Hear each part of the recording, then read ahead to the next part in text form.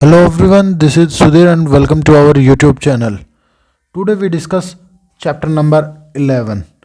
ये ज्योग्राफी का हमारा चैप्टर नंबर 11 है और क्लास 11th ही है। वाटर इन द एटमॉस्फेयर हम जो डिस्कस करेंगे वो करेंगे वाटर इन द एटमॉस्फेयर के बारे में, और ये पार्ट नंबर 1 होगा। और मे भी इसके जो पार्ट है वो 3 से लेकर 4 पार्ट के अंदर ये जो चैप्टर है वो हमारा कंप्लीट होगा। इसके अंदर मैं आपको जो नोट्स हैं वो भी बेटा प्रोवाइड करूंगा, और साथ में एक्सप्लेनेशन इंग्लिश के अंदर आपको नोट्स प्रोवाइड किए जाएंगे और हिंदी के अंदर आपको एक्सप्लेनेशन है वो दी जाएगी। आप अपने एनसीईआरटी की जो बुक है उसको एक बार रीड कीजिए कि आपको जैसे कि पता है कि जो वाटर है वो हमें 3 फॉर्म के अंदर देखने को मिलता है, सॉलिड, लिक्विड, गैस। जो वाटर है वो हमें 3 फॉर्म के अंदर देखने को मिलता है, जो मैंने अभी अभी आपको बताए हैं। सॉलिड, लिक्विड, गैस के अंदर देखने को मिलता है हमारा एटमॉस्फेयर के अंदर। अब हम डिस्कस करेंगे कि मॉइस्चर क्या होता है, मॉइस्चर के हम कैसे मेज़र करते हैं, वो सारी जो चीज़ें हैं वो डिस्कस करेंगे इस वीडियो में। चलिए आगे चलते हैं बेटा।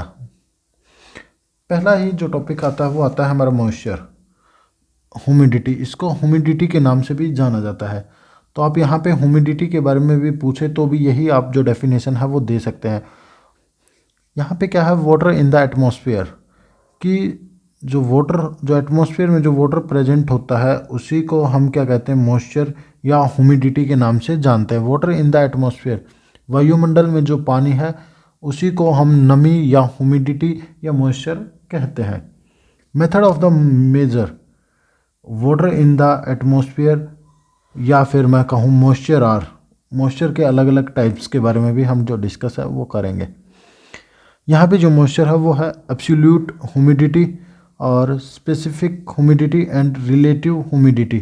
इन सभी के बारे में डिस्कस करेंगे। ये जो सारी चीज़ें हैं इनको मैं आपको अलग अलग से कराने की कोशिश करूँगा बेटा। तो यहाँ से आप देख सकते हैं। चलिए स्टार्ट करते हैं। पहला जो टॉपिक आता है वो आता है हमारा एब्सोल्यूट ह्यूमिडिटी। एब्सोल्यूट ह्यूमिडिटी के बारे में डिस्कस करेंगे, और इसकी जो टर्म होती है, इसकी ये बेटा ट्रम है। ये ट्रम आप देख सकते हैं। जो ट्रम है वो किसके अंदर है, ग्राम सेंटीमीटर क्यूब के अंदर, ग्राम सेंटीमीटर क्यूब के अंदर है। और जो ग्राम है वो क्वांटिटी ऑफ वाटर वेपर है। किसको शो कर रहा है, वो कर रहा है क्वांटिटी ऑफ वाटर वेपर्स, जो वाटर वेपर्स है उनके बारे में। और जो सेंटीमीटर क्यूब है यह है वॉल्यूम ऑफ एयर, यह है वॉल्यूम ऑफ एयर।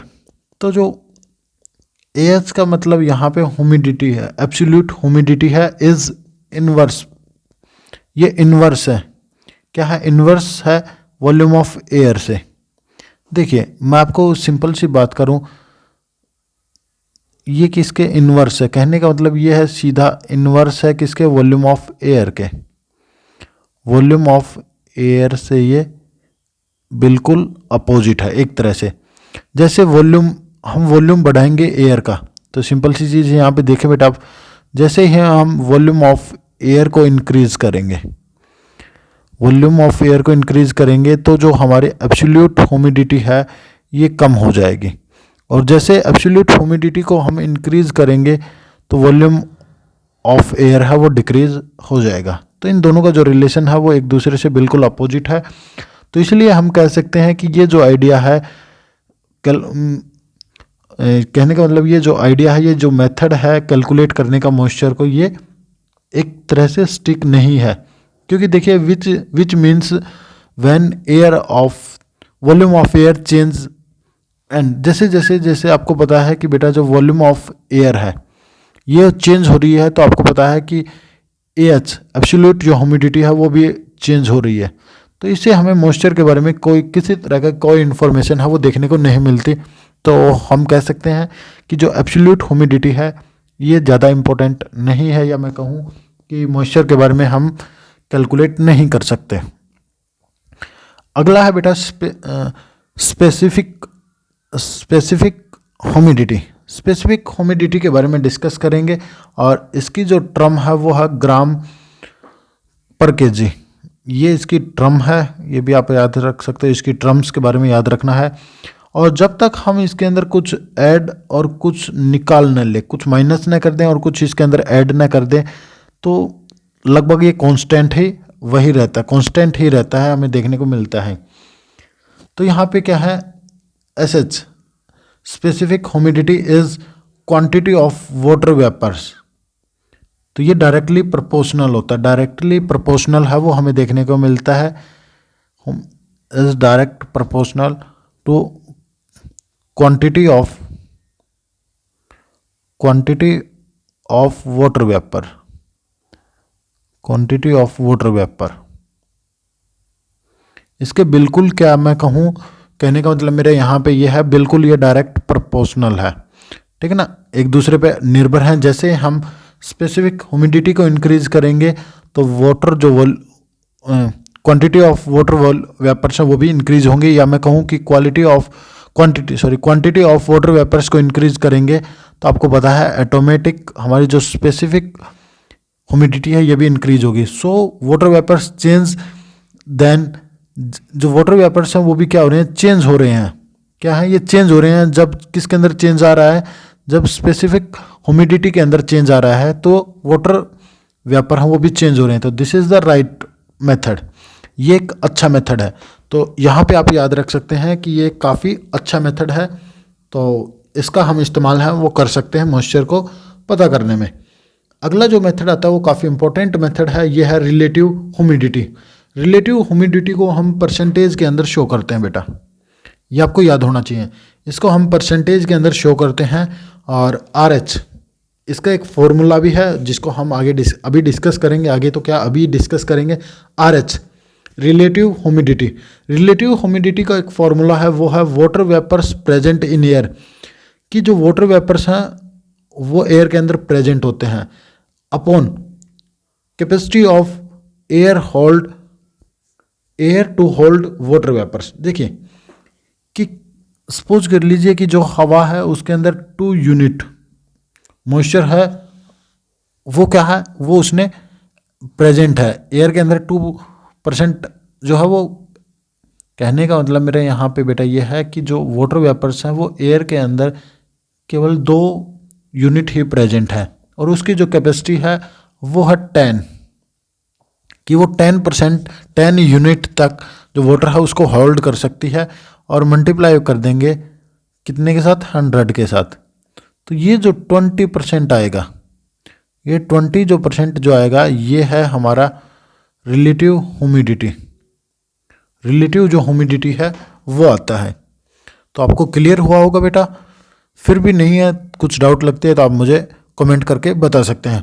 इसमें क्या होता है कि जो टेम्परेचर है वो डायरेक्टली प्रोपोर्शनल होता है capacity of air to hold water vapours. जैसे टेम्परेचर बढ़ेगा तो वैसे वैसे, देखिए कहने का मतलब मेरा यहाँ पे ये है कि जो टेम्परेचर है वो बढ़ेगा तो एयर के अंदर जो होल्ड की जो मात्रा है, होल्ड ऑफ वाटर है, ये भी इंक्रीज होगा, ये भी क्या होगा, ये भी इंक्रीज होगा।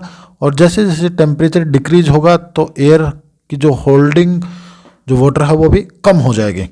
तो यहाँ पे कहने का मतलब मेरा ये है कि जो रिलेटिवली ह्यूमिडिटी है वो इनवर्स होती है capacity of air to hold water vapours.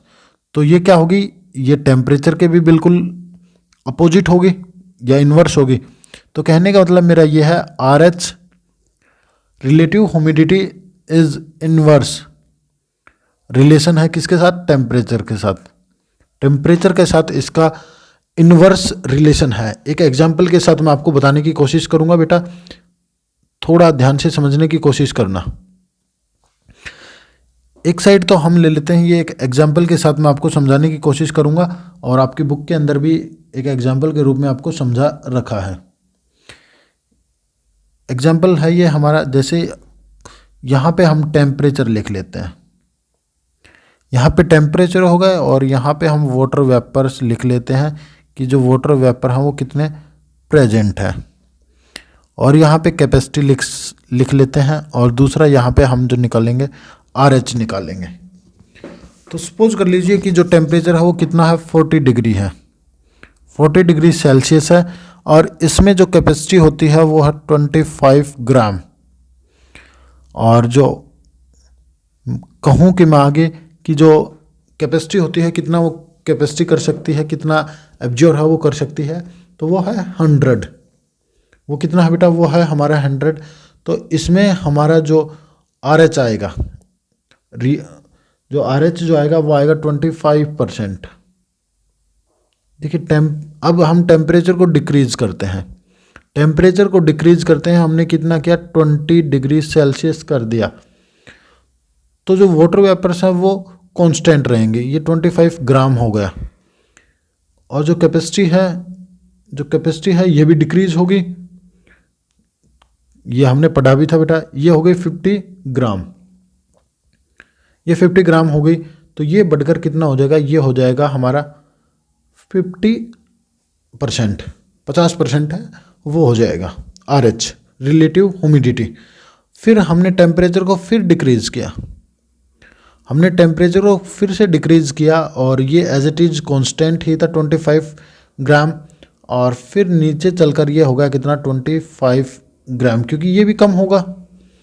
और अब हमारे पास लास्ट में 100 क्या होगी, 100% हमें देखने को मिलेगा।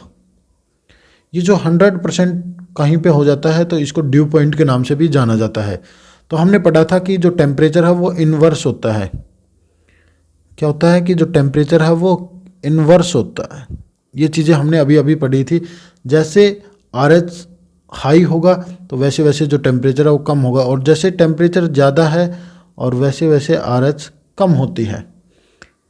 तो जहाँ पे 100 हो जाता है वहाँ पे ड्यू पॉइंट है वो आपको देखने को मिलता है। ड्यू पॉइंट से क्या है ये अभी अभी मैं आपको आगे कराऊंगा, और ये लास्ट टॉपिक होगा इसका हमारा, फिर नेक्स्ट वीडियो के अंदर हम डिस्कस करेंगे। ड्यू पॉइंट क्या है बेटा, ड्यू पॉइंट होता क्या है ये मैं आपको बता दूं। Temperature at which RH become 100। अभी अभी हमने क्या देखा कि जो RH है वो 100 हो जाता है। मतलब टेम्परेचर है, कौन से टेम्परेचर, हमें अभी अभी देखा कि 10 डिग्री सेल्सियस पे जो RH है, रिलेटिव ह्यूमिडिटी है वो 100 हो गई। अच्छी बात है। चलिए नेक्स्ट आगे देखते हैं क्या, in the example that temperature 10 degree, अभी अभी डिस्कस किया था 10 डिग्री पे हो गया। This is such in the air is saturated, और यहाँ पे जो जहाँ पे 100 हो जाता है तो वहाँ पे एयर है वो सेचूरेटेड हो जाती है। क्या है कि जो एयर है वो सेचूरेटेड हो जाती है, and can not hold more water, और वो ज़्यादा जो पानी है उसको एब्जॉर्ब है वो नहीं कर सकती, होल्ड है वो नहीं कर सकती। और and at dew point only condensation, और वहाँ पे क्या होगा, हमें कंडेंसेशन की जो प्रोसेस है वो स्टार्टिंग हो जाती है। कंडेंसेशन की जो प्रोसेसिंग है वो स्टार्ट हो जाती है किस पे, ये आपको पता होना चाहिए। एट जहाँ पे जो टेम्परेचर है, जहाँ पे जो टेम्परेचर और RH 100 हो जाता है, 100% है वो हो जाती है, तो वहाँ पे हमें कंडेंसेशन की जो प्रोसेस है वो देखने को मिलती है। और यहाँ पे और जहाँ पे कंडेंसेशन वो स्टार्ट हो जाती है तो दो तरह से हमें देखने को मिलते हैं। इफ़ DP इज़ एट 0 या इक्वल, लेस देन 0 या इक्वल 0, 0 से कम या फिर वो 0 पे ही रहती है सेल्सियस, तो वहाँ पे आपको स्नोफॉल देखने को मिलती है। कंडेंसेशन भी दो फॉर्म के अंदर होती है। जहाँ पे टेम्परेचर 0 और लेस देन 0 होता है तो वहाँ पे आपको स्नोफॉल के रूप में हमें देखने को मिलती है। जब ड्यू पॉइंट है वो 0 और ग्रेटर देन 0, 0 से बड़ा हो, ग्रेटर देन 0 डिग्री सेल्सियस, तो वहाँ हमें रेनफॉल है वो देखने को मिलती है। प्रिसिपिटेशन है वो हमें दो फॉर्म के अंदर देखने को मिलती है। एक में तो स्नोफॉल जिसमें टेम्परेचर 0 या 0 से कम है, 0 या लेस देन 0, और अगले में क्या है, ग्रेटर देन 0।